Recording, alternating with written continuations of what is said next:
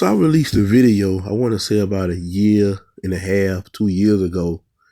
And I'm going to put the link in the description. And the name of the video was The Basic Formula for Community. The basic formula for Black community generational wealth. Not generational wealth for Black people, but Black community generational wealth. Now, I'm not going to get off into that right now. I'm going to put the link to that video in the description of this video. Go check it out. Go check it out. But that's not what this video about, but it's a segue to what I'm about to talk about. You know one thing about Black people, and this is our weakness and our strength.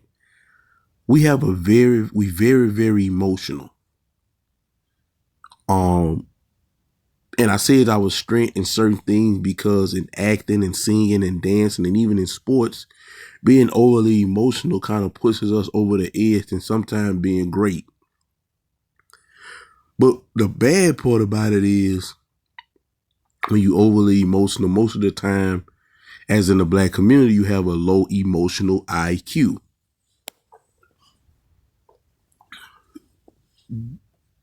What do I mean when I say that? That is when somebody tells you something, even if it's true, it's something that's positive towards you, something that can help you. But if it's true or it don't sound how you want it to sound, or if it hasn't been packaged the way you wanted to package it, you automatically turn your nose up to it. Or say, for instance, as a person, anything come out of their mouth because you already don't like this person for whatever reason, because you was trained not to like them, because they did you something, whatever it is, you don't like this person. So anything that come out of their mouth, they can tell you what $10 million at, or how to get $10 million in 10 days. And you will completely miss them and ignore them because you don't like this person. And I feel that that is a weakness to us more than it is a strength. We have a very low emotional IQ in our community. Now, the last two videos I released on my channel was about DEI, why it's bad, why it's a good thing that it has ended. So one of the first executive orders that Donald Trump came into office and signed was ending DEI. In other words, it's going to be no more meeting a quota by putting a trans gay person in a position, a woman in a position, a Black person in a position. Every position from now on is going to be going off your qualifications. Who's the best for the job? No more of you getting hired because of this, because of that, because of this, to meet a quota. Multiple people who have hired at these corporate companies who are DEIs, whatever they call them, chiefs or whatever, they lost their jobs, or some of them got reassigned. But a lot of companies immediately signed on for that. One of the companies was Walmart, Meta, McDonald's, Target, just to name a few, right? So Black people, of course, the race hustler, poverty pimp, Al Sharpton, and you know all of these people, and these people, man, I'm gonna tell you, like, because I'm a man of God, I can't hate these people, but I have a deep repugnance for them, because at this point they just playing in our face, and they playing off our ignorance, our own so-called Black leaders, right? Listen to me, stay with me. So Donald Trump, like I say, once he signs that order, a lot of companies, some of the ones that did it, I just named, they begin to roll back those policies, right? So these fake race hustlers and a lot of these big loudmouth woke Negroes across social media platforms was saying how it was racist, saying how it was racist, and saying how it was racist, and how Donald Trump is a racist. He did that, and he knew these companies were gonna follow suit. And now, the thing about it is this.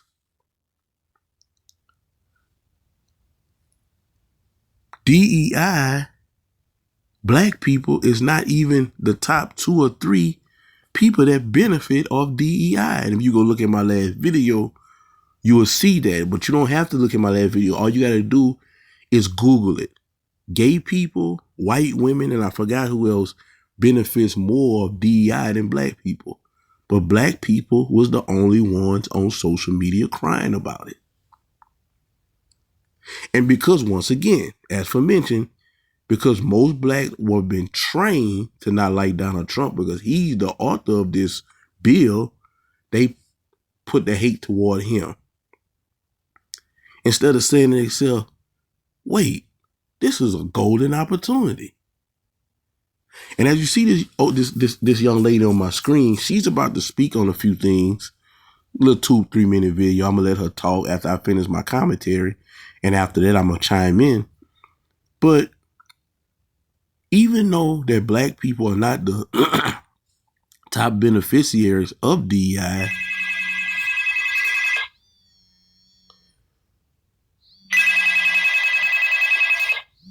sorry about that, guys. Even though black people are not the top beneficiaries of DEI,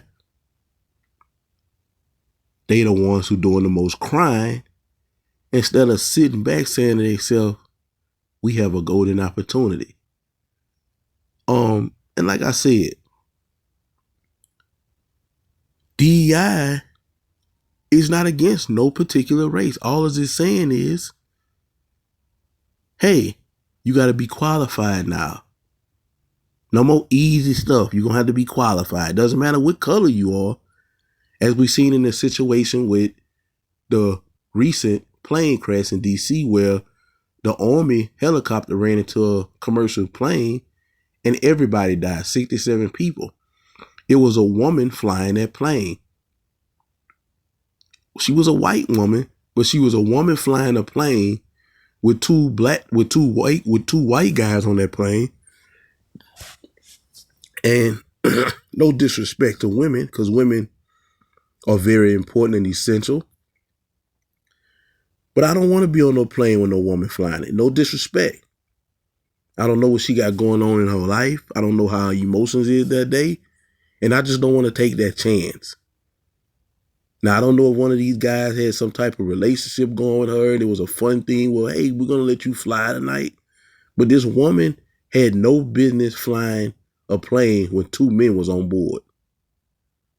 But because of DEI that says that everyone gets a chance, instead of disqualified people, everyone get a chance, this woman was allowed to fly that plane. Clearly, she didn't know what she was doing. She rolled straight into oncoming traffic, which was another plane. I don't know if she lost control. I don't know the specs, but she shouldn't have never been in that position. Just going into DEI and speaking about how DEI had nothing really to do with black people. But what this woman is about to touch on is very important. Let's just say, for the sake of argument, let's just say that these people said, hey, you know what? DEI says we don't want you Negroes around no more. Let's just say that with the law, even though it don't have nothing to do with black people, let's just say that, right? What I said in my lecture about 1.5 years ago, Black Community Generational Wealth, that I'm going to put in the description, and what this lady said is golden. So I'm going to let her say what she just said. I'm going to let her, speak, and then I'm going to finish my commentary after this on why black people should say to themselves, you know what? This is a golden opportunity. It's no way that we had a Black Wall Street in the 1920s. Because, see, contrary to popular belief, black people were doing fine before the Civil Rights Movement. They understood what the climate was, and guess what? Every dollar that they got, they used it to spend with their people. They went got jobs, lawyers, doctors, and they went right back to the same community. They didn't go move around the white folks, probably because they couldn't, but they went, no matter which school they went to, whether it was Harvard or whatever, they went right back to the same neighborhood and they serviced their community. They kept black dollars with black dollars. And I know some of y'all that don't know about history gonna come in my comments and say, well, the white man can't bomb Black Wall Street. No, he didn't. And I speak about that in not the last video, but the video before that. Do your research. It was a business deal that went bad. was more white people than black. A war broke out and Black Wall Street just so happened to get destroyed. But what they don't tell y'all is 4 years later, by 1925, with new fire hazards and new regulations and everything, Black Wall Street was built back even bigger and better. But that's off the subject. And so we got the opportunity, the capital, the influence, right? Now, hundreds times than they had before the Civil Rights Movement. And we got all the freedom in the world. There's no way those people had a Black Wall Street back then and we don't have them now. We supposed to have a Black Wall Street it's crazy that you go in certain towns like LA, New York, and they got something called Chinatown where it's just Chinese people and they spend money with each other. And of course, tourists and all that. Why don't we have that? And we natives of this country. These people came over here. We natives of this country. We was born here. Right? And we refuse to take advantage of situations like this because we too busy, caught up in our emotions, marching and doing all that foolishness, standing behind a fake black poverty pimp, black hustler like Al Sharpton crying racism when we could be capitalizing off of these type of situations. By saying, you know what? Let's start spending money with each other. That's just for hypothetically speaking. We done with all the Walmart. We gonna start. We can make burgers better than McDonald's, right? We the best cook, right? We got engineers. We got designers. Like I say, y'all gotta go listen to my lecture on that I'm gonna put in the description called "Basic Formula for Black Community Generational Wealth." But let this young lady speak, and I'm gonna finish whenever she done. Baby, now's the time for us to come together and get in alignment for the transfer of wealth. See, it ain't gonna be nothing they give to you. It's more about what we give to each other. Tell you what I mean by that. When they calculated the buying power of black people just in trillions of dollars, we have more buying power than Mexico, the whole entire Mexico. Just black people in America had more spending power than Mexico. This country alone, honey, I think it's in the trillions now. We worth trillions of dollars, and we don't own not much of anything, do we? We so busy. But we look good, though. We driving fancy cars. We got thousands and millions of dollars of designer, millions of dollars of jewelry, but don't own nothing. We might own a corner store in the hood, but that's it. Going to Uncle Charlie and Mr. Ann for everything we need, don't we? So when Mr. Man start with the stroke of his pen, removing things and that, everybody fighting over what it means and not looking at it as an opportunity for the transfer of wealth. You know, we could go in our pocket and buy whatever we want, whenever we want it, if we want it bad enough, don't we? We gonna find that money. But 9 times out of 10, we going to somebody else to get it, ain't we? Well, if they writing in their laws and everybody going to Target, everybody going to Walmart, everybody going to all these places spending their trillions of dollars of buying power, this is the perfect opportunity to take that same money and spend it with your own. You know, this ain't like back in the day, honey. This internet has changed everything, and AI even leveled the playing field. You don't even recognize it. You looking at it as something to be afraid of when it's actually here to level the playing field. All you gotta do is know how to use your mind and tell it what you need to do. And it's gonna create 10,000 different ways for you to do it. But you so trapped under the spell of fear and always so codependent on Mr. Charlie and Mr. Ann to give it to you because that feels right to you. You're gonna miss the opportunity. Now, we are more sophisticated now, highly knowledgeable and extremely skillful in every sector of industry. We have farmers, we have designers, we have engineers, we have physicians, doctors, nutritionists, you name it, baby, we got.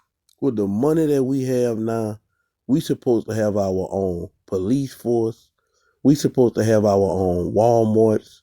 We supposed to have our own dealerships, our own brand of cars. We supposed to have our own hospitals. If these people was doing that back in the day, we got basketball players right now that's making 200-300 million just to bounce a basketball. But we refuse to come together as unity. We blame the white man about this and that. See, the white man came here and he might have came here and had slavery and got a leg up on us. Yeah, that might have been true. But that doesn't stand for nothing today. If we would come together and put capital together, we can just get on the same accord. Most black people have a communist mind, right?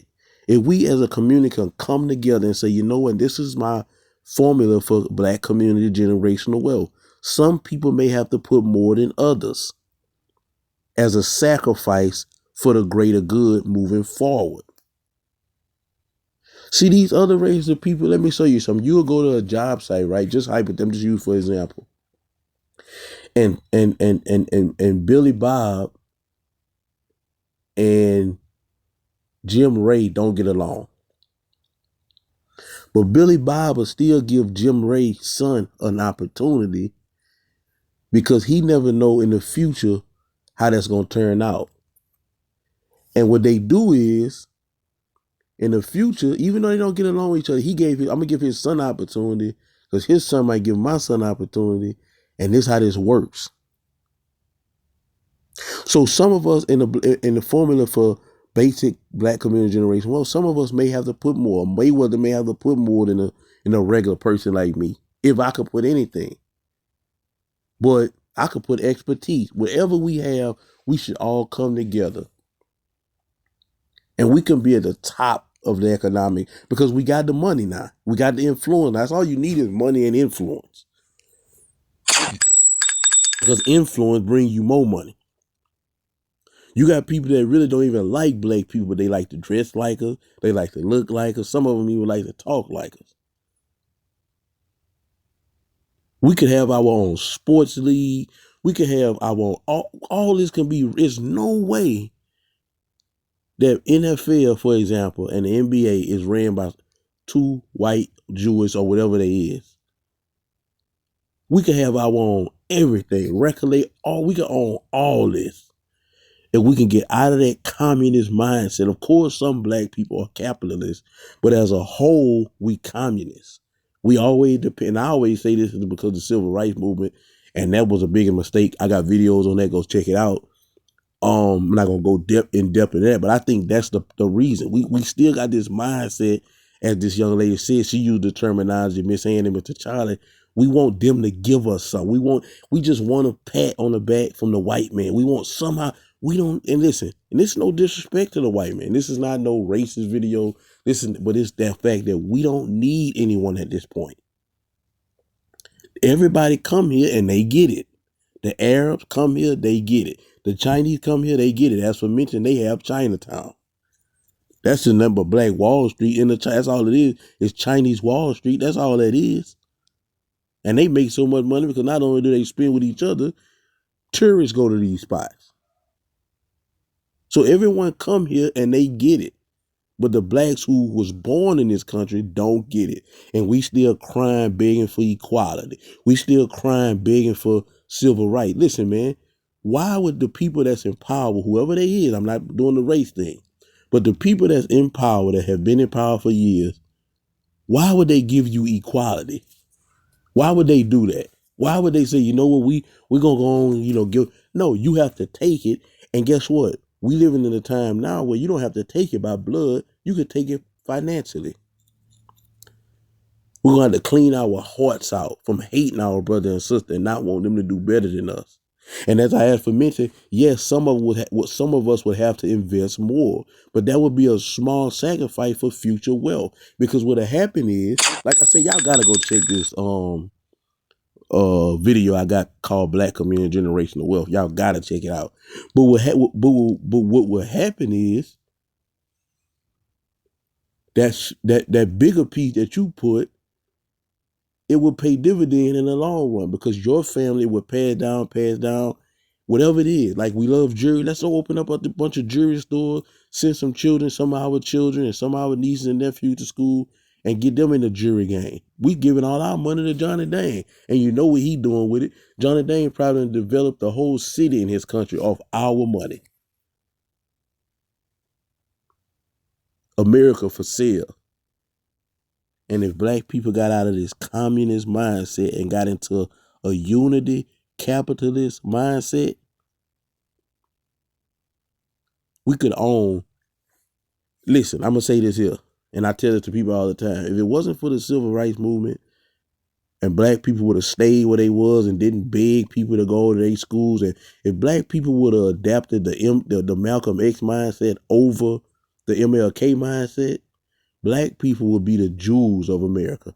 In the position that Jews in America, that would be black people's position. But we bought into that.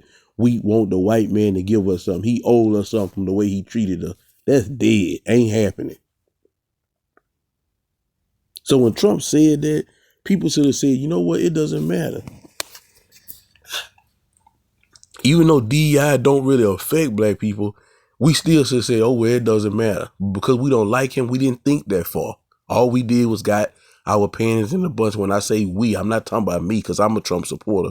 But I'm saying, and I understand economics and I understand all that, but that's what most black people did. And they blame him for it when these companies that was rolling their back, like Walmart, Target, all that, they just chose to do that because every company didn't choose to do it. Amazon did, some didn't.